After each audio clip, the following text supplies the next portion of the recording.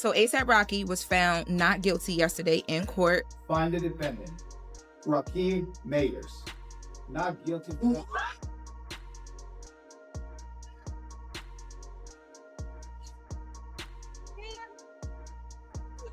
Yo, he jumped over that bench in Rihanna's arms. There were reporters in the court. Megan Cuniff, she said that actually Rihanna was in tears after they read the verdict, and when he jumped over and hugged her, and his family was in tears as well too. Yeah, no safer place to be than those women's arms he dived into. That man was facing what, 24 years? 24 years. Yeah. He was accused of firing a gun at his former friend A$AP Rocky, so he was looking at some time. Now people though are asking what happens to Shirilla because he lied on the stand a lot. He should have to be prosecuted.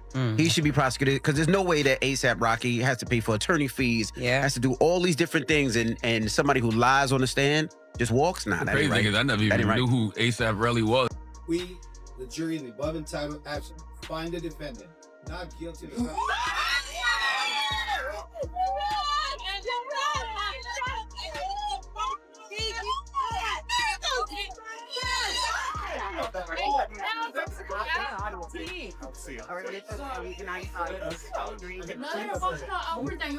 Hold it down. Defendant Rakeem Mayers, not guilty of automatic firearm in violation of Penal Code Section 245, Section B. A felony charging count one of the information. A$AP Rocky is already catching heat for wearing a thong on stage during his Don't Be Dumb tour. And now he has added a whole new layer of conversation by picking up a megaphone and telling the women in the crowd something that nobody needed to hear. He was performing in Arizona, Scottsdale, Phoenix area, and he grabbed the mic and told the audience that the women in Arizona are some of the prettiest in America. Fine, crowd loves that. Standard concert energy. But then he kept going. He said thank God the women in the crowd did not know him when he was single because he would have slept with all of them, including, he specified, if they were pregnant. Sir, you have 3 children with Rihanna. 3, and you are on stage at your own tour telling other women in graphic detail what you would have done to them. That is not crowd energy. That is not hype. That is your mouth running in a direction your relationship should have stopped it from going. Now, I understand that artists say things on stage to get a reaction. That is part of performing. You big up the city, you talk to the crowd, and you keep the energy going. But there is a version of that which is playful, and there is a version of that which makes your partner look bad in front of thousands of people who are going to post it on social media within 5 minutes. This was the second version. Rihanna has been showing up to support him at these shows. She has been present, visible, publicly riding for her man during this tour. And this is what she gets in return. Viral footage of her baby father telling a crowd of women he would have been all over them. That is not the trade-off anyone signs up for. The double standard angle is worth naming directly. If Rihanna got on stage at one of her shows and said something equivalent, that she would have been with every man in the crowd if she was single, the response would be completely different. The same people who are shrugging this off as Rocky just being Rocky would be dragging her name across every platform available. The He-Man woman haters would have material for a full month. We all know this. The bar for what men get to say publicly versus what women get to say publicly in this industry has never been even, and this moment is another example of exactly that. Rihanna has not responded to any of the backlash online, which is consistent with how she moves. She rarely addresses things publicly, and she is not about to start now over a concert comment. But the fact that she does not respond does not mean it was not worth calling out. Fan reactions were split in the way these things always are. Some people thought it was funny, that he was just hyping the crowd, and people are being too sensitive. Others felt like it crossed a line specifically because of how public it was and how directly it reflected on Rihanna. One comment that kept circulating was essentially, there were 100 other ways to compliment the women in that crowd that did not involve your baby mother's name being dragged into the conversation by implication. He could have said the women in Arizona are stunning and left it at that. The crowd would have cheered. Nobody would have been talking about it the next day. Instead, he gave the internet a soundbite that does not reflect well on him as a partner. And now, here we are. The thong situation earlier in the tour already had people questioning his choices during this run. Between that and this comment, A$AP Rocky has managed to make his own tour the conversation for reasons that have nothing to do with his music. Which is a shame because when the focus is on what he is actually performing, the shows have reportedly been strong. Maybe the lesson here is that the megaphone does not need to come out every night. Or at minimum, if it does come out, have a thought-out plan for what you are going to say into it.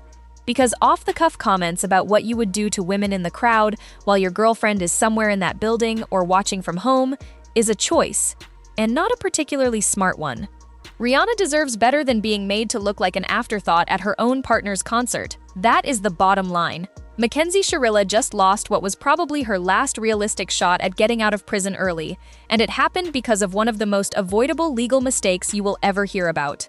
If you are not caught up, in 2022, when Mackenzie was 17 years old, she drove her car into a brick building at close to 100 miles per hour.